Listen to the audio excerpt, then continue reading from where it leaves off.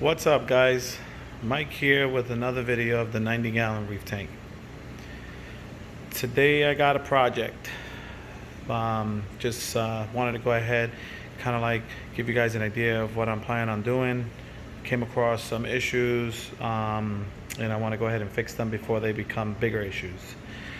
It all turns out to be that I'm going to be replacing my sump. Reason being is because of the fact that I'm actually dealing with something right now that is not pleasant. And not only that, this sump, I have modified it. I wanted to make a refrigerant in this sump. Found it to be a little complicated. Don't like the idea that the refrigerant stage is in the back. I can't even really see it, the front like this, because you got the protein skimmer there. There's a lot of things about this sump that I really wasn't feeling. I'm not saying that eventually it's not doing the job. It is doing the job. I don't want you guys to think that eventually I'm having any problems.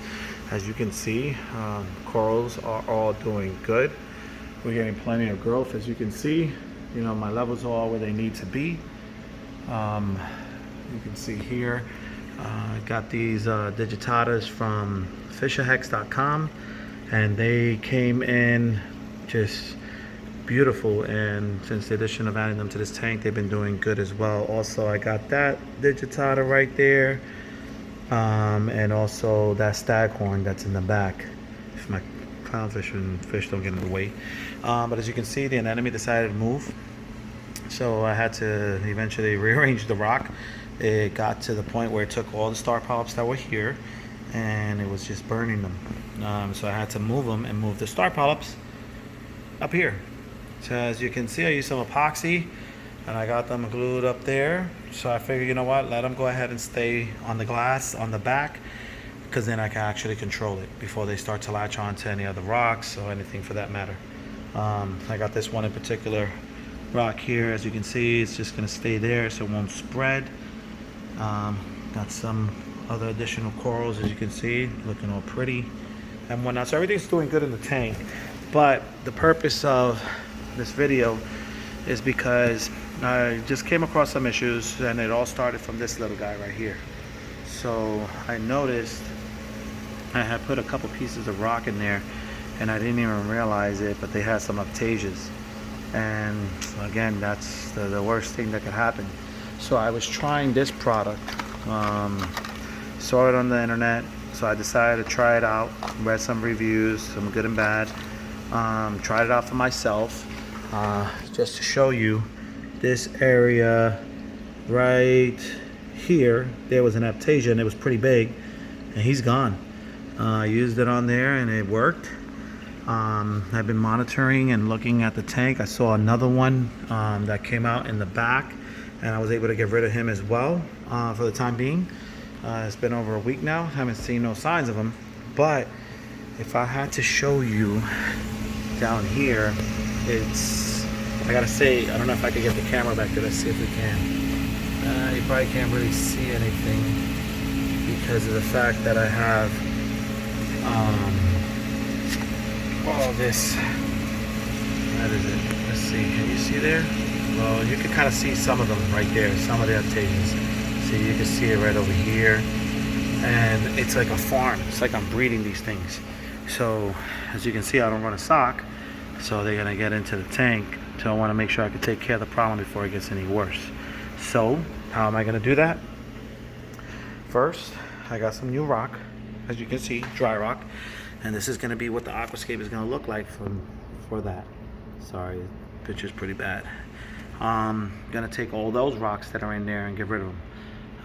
Probably go ahead and put them in a bucket with a heater and a power head, let them sit inside of a bucket for a few months, and then maybe reintroduce them to the tank later. I'm going to empty out all the water in this tank, clean it, scrape it, take all the sand out. I'm going to do a bare bottom on this one because I do have that hydrolyte. So my goal is to put some SPSs in there with some LPSs, and anything that eventually starts to grow from this tank, I can go ahead and start using that as a frag tank. So I was going through a whole bunch of different reviews on sumps and what to use and what to go with. This is a 90 gallon, this is 48 inches. I have room to put us in length. If we wanted to talk about dimensions, the biggest I can go is 44 inches with 18 by 16. I was looking at a couple. I saw some Bashi sumps that are amazing, beautiful. I've always been a big trigger fan. I was looking at the Triton. So many different types. So anyway, I decided to pick one, and I went with this one. What's in here? Well, I just got it, and this is the Sapphire Trigger Sapphire 34, right? Believe that this what this one is. Let's see it here. Yep, it is a Sapphire 34. So I went ahead and I opened it up yesterday as I received it. As you can see, put her together, and she looks amazing, beautiful.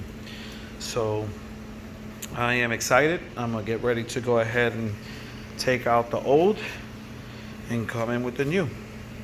So I just wanted to make this video so just give you guys an idea of what my plan was, but it's gonna fit perfect in there because this sump currently is 30 by 16 by 16. Okay, and this one here is 34 by 16 by 16, I believe, in height. So it's gonna just stick out a little bit more. I'm gonna put the pump, because I don't want to drill this sump. I'm gonna put the pump inside of the tank this time. So I'm just gonna do a couple little modifications there. So stay tuned for the update on that one. You know, now with the Kessel H80 that I have back there that you can't see, figured it'll be more on display. So when I go ahead and create this chamber into a refugium, I got also these media blocks, as you can see, and none of this is sponsored. This is just me. I purchased this. I went with this media block. I went with, what is this, 24, so 48 pieces, and I'm gonna go ahead and put a few of them in this chamber here, down here, fill some up in the sump area, and then some over there in the protein skimmer area. I have a lot of copepods in this tank. They are, forget about it, out of control. You can see them all inside this tank. I feed phytoplankton, all that stuff, you know, just to keep it going. And again, that was the purpose of that tank. It was supposed to be a refugium. Then I got a hold of that light, and then I just came up with other ideas and like the way it just stuck out like that there. So I said, you know what, let me just make it something else. And I wanted to do the Triton 44, but again, I was a little skeptical because I know that requires going through the whole Triton dosing and all that stuff like that, and I don't know, I guess maybe when I learn more about how that operates, maybe that would be something for the future, and maybe take this sump and introduce it to that one over here. See, as you can see, this is the fish only tank, and everybody's doing good there. Got some algae that's growing, but again, that's new tank syndrome.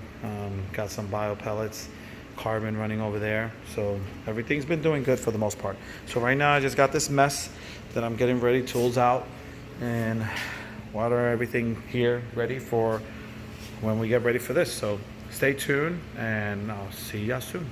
Later. All right, this light doesn't really do too much justice because of the light, but let me see if I can show you guys what I was referring to, and clearly you can see it. You can see those aptages right there. See that? That's all aptages. Look, my copper band. I got those star polyps, and look at this. I just threw these star polyps in here just the other day, and look at this. Already got aptages on it. See what I'm saying? That's horrible. So now I got to make sure that I clean this well before I go ahead and put it back into this tank. I just threw this piece in here the day before yesterday.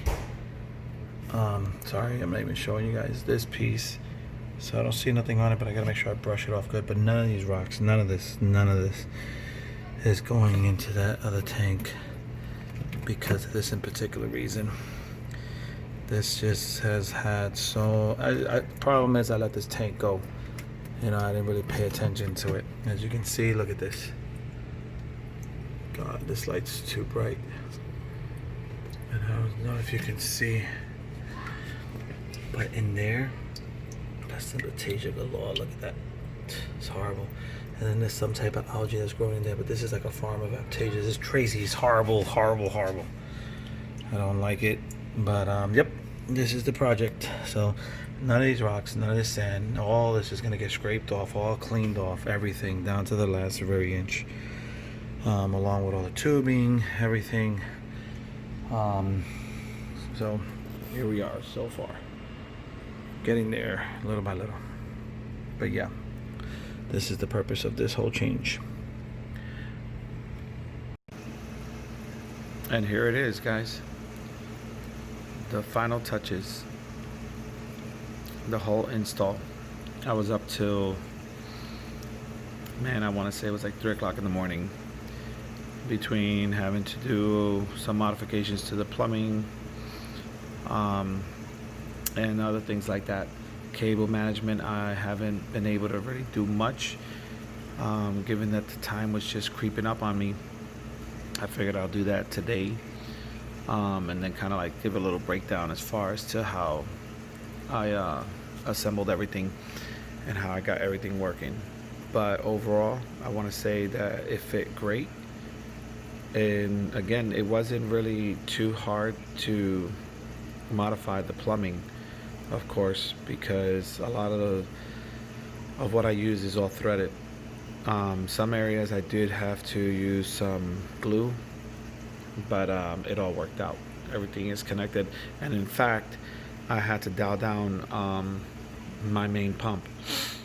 I had to lower it because it was eventually producing a lot of flow.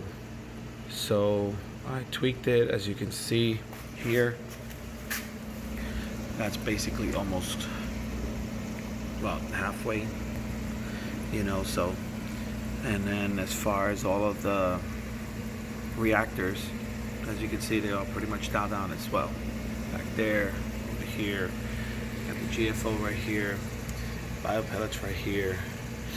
So I'm gonna let this run, let it do what it needs to do, and basically I'll come back with another video with a review on the sump itself. But overall, I got a couple of little tweaks here and there that I have to do with the cables and whatnot. But I want to say overall, I'm loving it. Loving the look. And I was able to go ahead and get the 30-gallon set up. Did the aquascaping.